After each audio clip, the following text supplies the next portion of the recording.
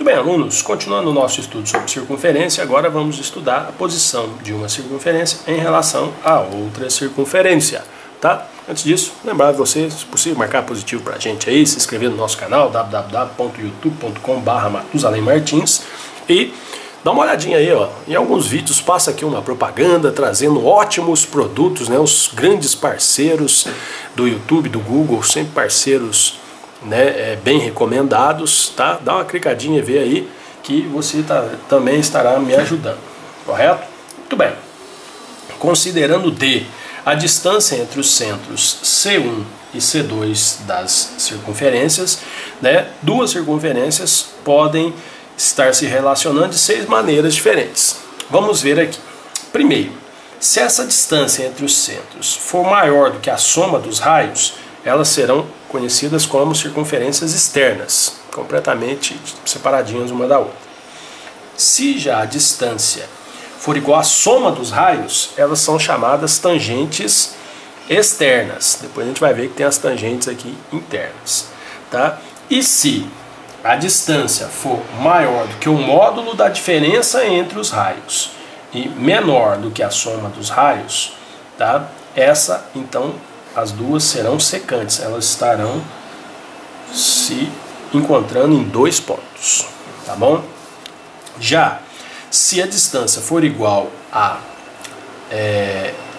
o módulo da diferença entre os raios, aí elas são chamadas de tangentes internas.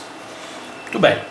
Se a distância entre os centros for 0, significa que os dois centros estão na mesma posição, então elas são chamadas de concêntricas, tá bom?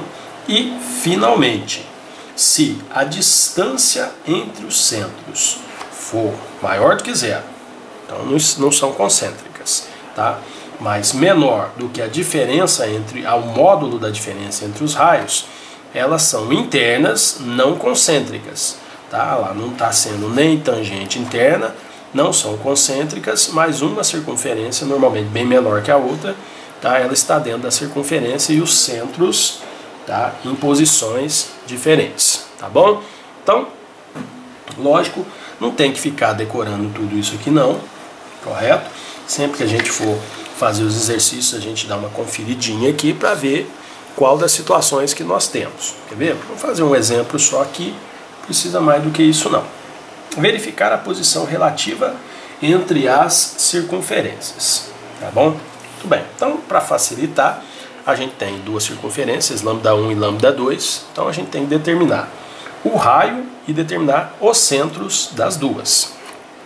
Como aqui, ó, x² mais y² igual a 4, quando só tem x² e y², eu lembro a vocês lá, aquela observação lá na segunda aula, circunferência, é que o centro é a origem do plano cartesiano, 0 e 0.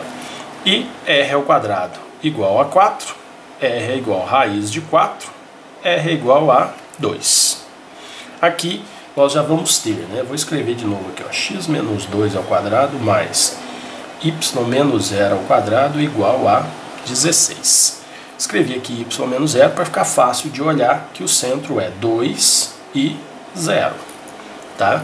E o raio ao quadrado igual a 16, o raio é raiz quadrada de 16, o raio é 4. Então, sabemos o raio, sabemos os centros das duas circunferências. Então, o que eu faço?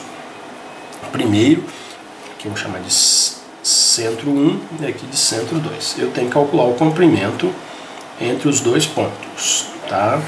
Lembrando que distância entre dois pontos é raiz quadrada de xa menos xb ao quadrado mais ya menos yb ao quadrado, tá?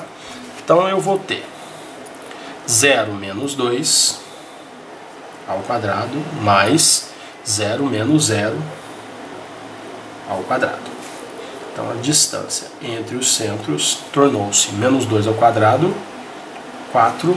Distância entre os centros, nesse exemplo aqui, deu 2.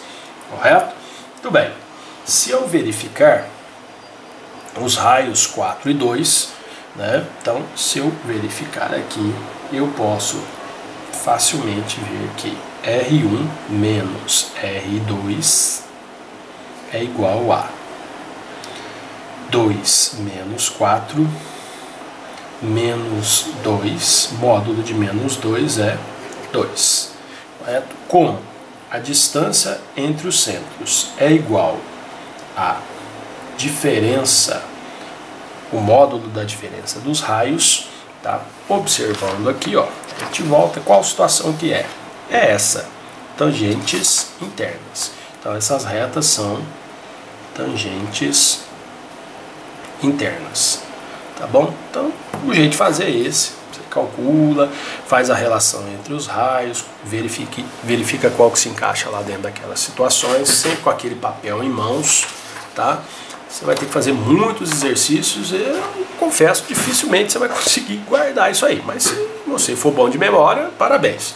Caso contrário, aprenda a fazer, que vai dar mais fácil, né? E você toda hora faz aí uma relação, né? Lembra essas situações, visualiza, tá, as figuras, porque aí você pensa a distância entre os centros, né? E pensa o tamanho dos raios, e aí você vai visualizando como estão as duas circunferências para saber então se elas, em qual situação daquelas 6 elas se encontram, tá bom?